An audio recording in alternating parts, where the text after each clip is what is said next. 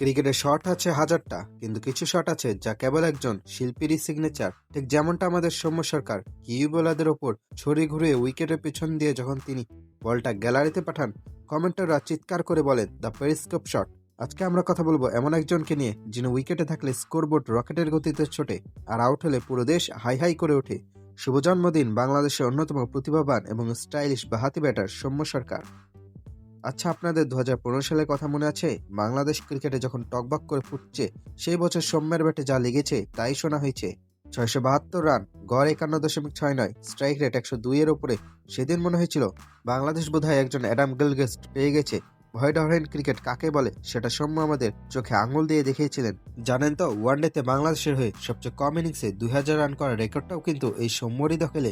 ভাবা যায় তামিম সাকিবদের ভিড়েও তিনি ছিলেন অনন্য। চলুন কিছু কুইক তথ্য দেখে নিই, যা শুনলে আপনি বলতে বাধ্য হবেন সৌম্য বস।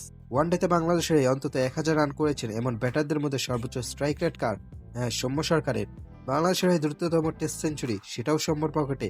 আর নিউজিল্যান্ডের মাটিতে এশিয়ান ব্যাটার হিসেবে ওয়ানডেতে সর্বোচ্চ ব্যক্তিগত স্কোর 169 রান, সচিন কোহলি বা বাবার আজম নয়, রেকর্ডটা আমাদের সৌম্যর। সব মিলে বাংলাদেশের ওয়ানডে ইতিহাসে দ্বিতীয় সর্বোচ্চ ব্যক্তিগত স্কোরের মালিকও তিনি।